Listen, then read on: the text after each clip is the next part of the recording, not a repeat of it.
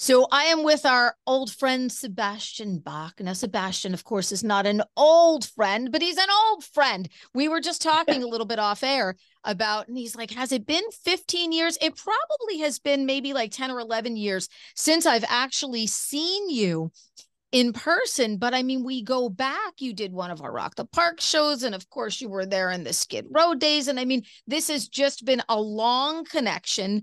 And I got to tell you, you got a new tune out. What do I got to lose? And my friend, it delivers. It delivers. Yeah. Well, you know, I'm a big Neil Young fan, and when they asked Neil Young about his new record, his answer a lot of the time he's like, it's just one big record.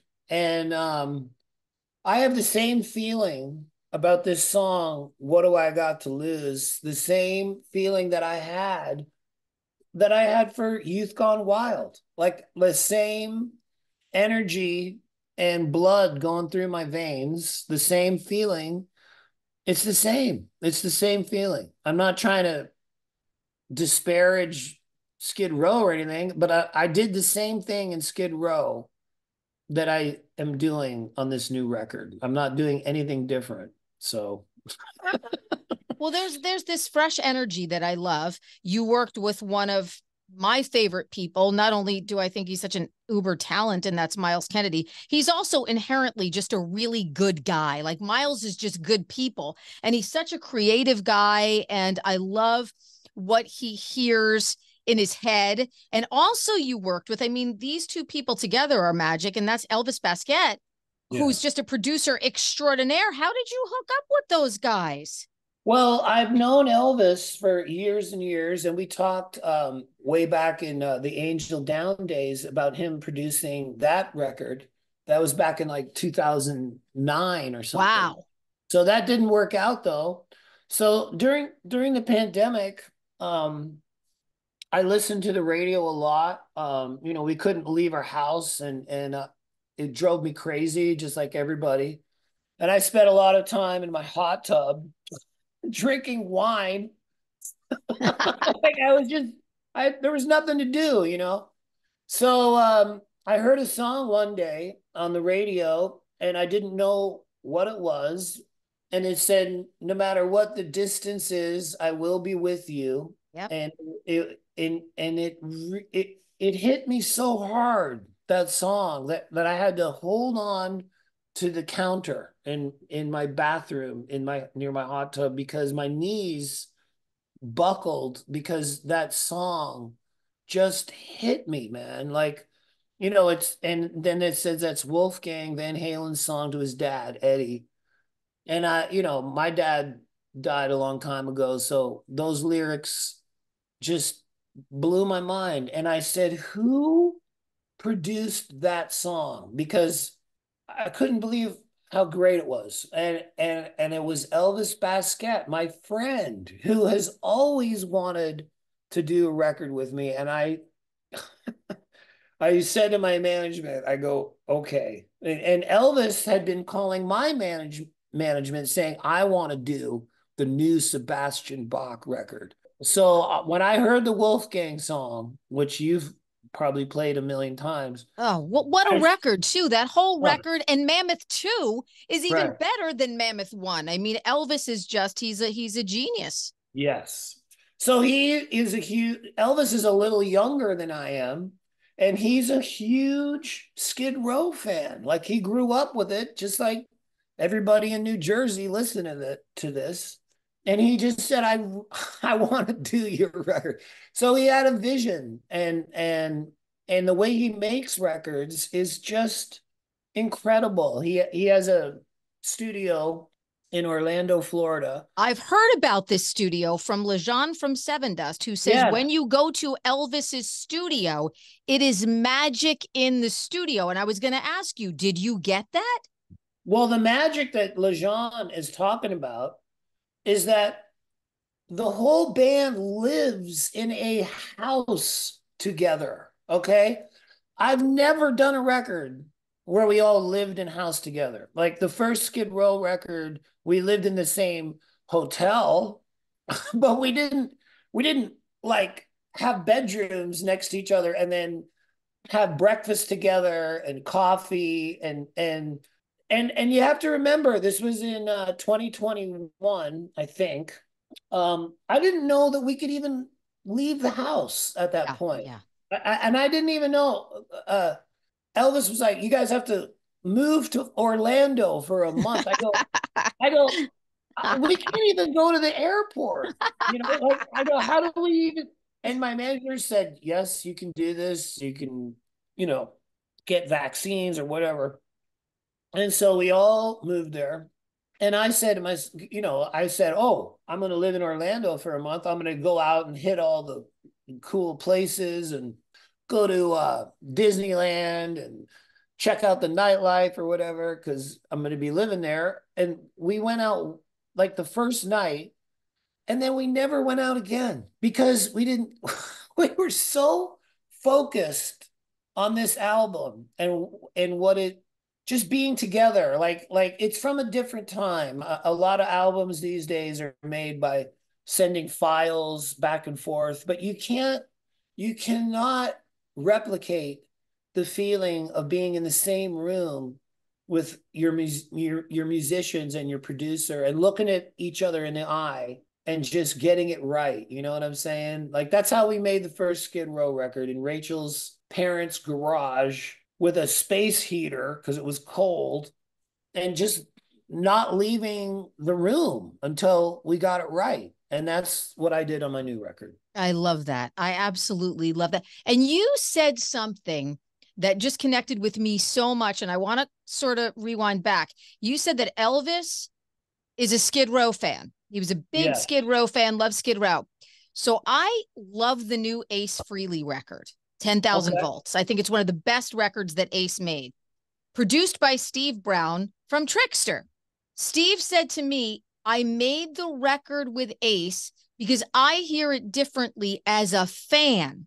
And I said, I love the guitar tone. I love Ace's vocals. I love everything. I think when you have the producer as a fan of the band and Yeah. as a fan of the artist, you get an end result that is a rejuvenation, I think, for that artist. You're 100% correct. And Elvis Baskette did this for Rat.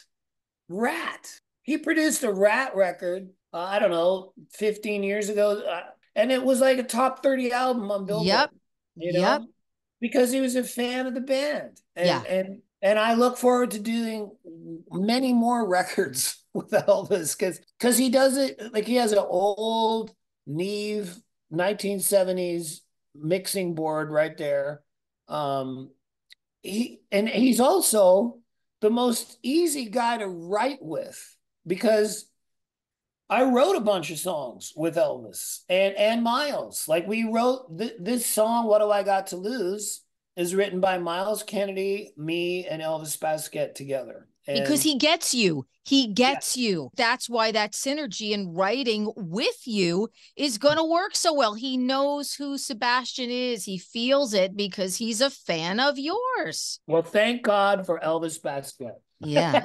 Yeah, absolutely. And there's just so much. I love the video. You know, the video is an old school video. It's got everything that videos that we've loved had. It's got cars and it's got fire and it's got a clown and it's got performance and it's got the, good looking girl, the soapy girl. That's your wife, right? She's in the video. Yes, that's my wife. Yes. Recruited the wife, she's perfect for the video. It has Gene Simmons, a Gene Simmons character at the end of the video. I mean, there's just something for everyone. Did you want to make, because again, the song is a banger. It takes us back. It's just a great, don't dissect it, just enjoy it. Full, Yeah. amazing rock and roll record. Did you want to make that companion piece, that fun video? Because everybody's watching the video too. When I think about my favorite videos, I think of Whitesnake. I think of Tawny Katane on the hood of the car. Like Yep. really. I think of Hot for Teacher. I think of Cherry Pie by Warrant. As far as videos go, Yeah, those were the videos, and the people in the videos were also big stars. They were I think massive stars as well. yeah, and I think a Great White with Bobby Brown in it. Once bitten, twice shy. Yeah, like my wife is absolutely beautiful. Every husband thinks that of their wife, or they wouldn't be married, right? But my wife is an international Hawaiian Tropic winner of that pageant that doesn't exist anymore, but beautiful. And why wouldn't I put her in the Of video? Like, course, and she's it's like, perfect in the video. She's soaping up the car. She's got everything going on. It's perfect. It's absolutely perfect. And you know what it is? The video is just really fun. It's just a yes. fun video to watch. It's just really cool. It's fun, and it just works absolutely perfectly with the song. Oh, and there's a familiar face in the video. I had to watch it like 3 times, and I'm like, is that Rob Afuso in the video? Rob Afuso from Skid Row There is he on. is. Yeah. Yeah.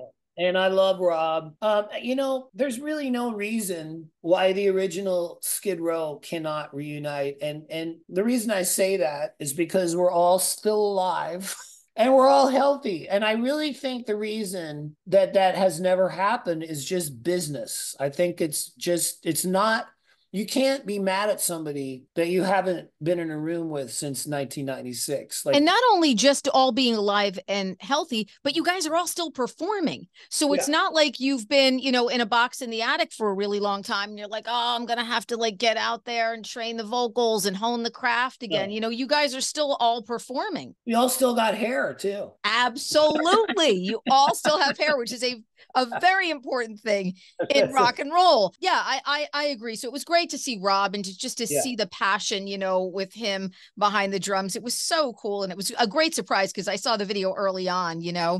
before it was actually released. I was like, is that Rob Afuso? I'm like, that's gotta be Rob. That's definitely absolutely his face. Also, so now is there going to be a full album? Is there going to be, I Oh saw some yeah. tour dates in 2024 here and there. I saw you guys are doing the Welcome to Rockville Festival, some Yeah. overseas dates, some Cali dates. So talk to me about the whole, the vision for this whole project. Well, the whole album is done, and it's coming out in 2024. We're putting out 3 videos before the release. The next one is called Freedom, which I co-wrote with John Five from Motley Crue. Oof. And he's going to be in the video, and the whole album is done. And I don't know, Terry, if you're a vinyl collector, but the album was mastered by a man named Robert Ludwig, who, Yes, yes, yes. So, and I think, was it his last project? yeah, what? Yes, he is now since retired. He doesn't, Whoa. So, and so tell and everybody, you give the backstory on this, because this, especially with you being such a massive Kiss fan, this is a big deal. well, okay. So I don't know how long we have, but just a very quick explanation to people. A producer records the album and mixes it. Elvis Baskette produced the record impeccably and mixed it, which is putting the instruments at the levels where it all mixes together great. Once the producer mixes the record, it's sent off to a guy who masters the mix, which means that he makes it sound perfect on stereo systems. So he EQs the mix so it sounds great on everybody's stereo. Robert Ludwig mastered the record Led Zeppelin 2. That's crazy. That He is just mastered crazy. he mastered Kiss Alive. He mastered Jimi Hendrix, The Cry of Love. He mastered Donald Fagen, The Night Fly. What a beautiful world. He mastered the Eagles. He mastered Alice in Chains, Metallica. Yeah. Metallica.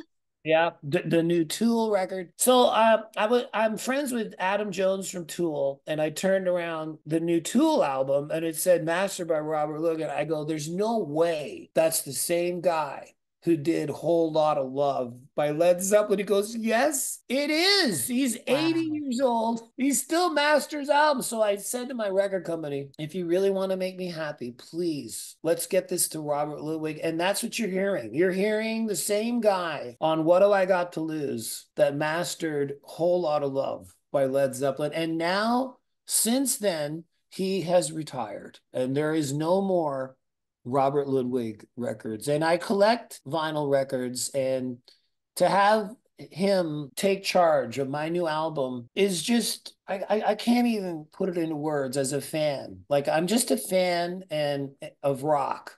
And I'm such a fan of the way this song sounds between Elvis Baskette and Robert Ludwig, those two guys together. I'm the luckiest vinyl collector who sings in a band that there ever was. Yeah, you must be really jazzed, really, really jazzed up about this chapter. Oh, and I saw you a lot on social media because you were very kind to a lot of the Kiss fans, taking photos with them at the final shows. What did you think? Did you love it? Well, I mean, to me, Kiss has been a part of my family since I was a little boy. And if you read my book, I mean, I'm 55 years old. When I was, a little boy in Canada, I had 3 channels on my TV. I had a black and white TV. We had 3 channels. I lived in a town called Cavan, Ontario, which was right near Omemee, where Neil Young was from. I used to ride my bike to Omemee. So what I'm trying to say is I lived like in the country. So Kiss was like superheroes when I was a kid. Like I bought Marvel Comics, Spider-Man, Hulk, Thor, Captain America. I bought all those when I was a little boy, and I lived inside these comics. And Kiss came out with their own comic, and it said printed in real Kiss blood. Me and my friends thought we really thought that the red ink was Chris's blood. Like we thought, I can't believe they printed a comic in their own blood. And I thought it was the demon's blood. I thought it was only Gene. Like I couldn't imagine that, the Star Child did that. So I thought it was all Gene's blood. Who even thinks of that? Like who even says, okay, we're going to print a comic in our own blood? Here we are 40, 50 years later talking about that. But anyways, did I love it? Yeah. Of course, I had tears coming down my eyes because, occasionally I'll meet people that say, well, I'm not a Kiss fan. And I'll look at them incredulously because I try to explain to people, the very few people that don't get Kiss, I say, there's no band or show that has the excitement, just the excitement of you go to see a Kiss show and right before the first song, that bass rumble comes in and then they appear on stage with all the show. There's no excitement like that for me, for me anyways. I can't think of any other concert is so exciting. That's the word. Yeah, I understand. I completely understand exactly the feeling that you're 100% talking about. It's always so great to catch up with you. I really love catching up with you when you have a great new record out too. It's very, very exciting. On WDHA now, What Do I Got to Lose? It's a fun record. It's a banger. And it's like Sebastian, like 2.0.9.5. Like that's what it reminds me of. Yeah. Well, I'm not an avatar yet. But, Sebastian Bach, it's always great to hang out with you. Thank you so much for checking in. Thank you, Terrie. And you're a true rocker. You said you like to check in with me when I have a new record. Let's hope the next time isn't 10 years from now. And you got to come by and see us. You'll come by and you'll hang out a little bit. Anytime. I know right where you guys are at. I used to drive up there. Thank you, baby. I love you. Terrie. Thank you. Thank you so much.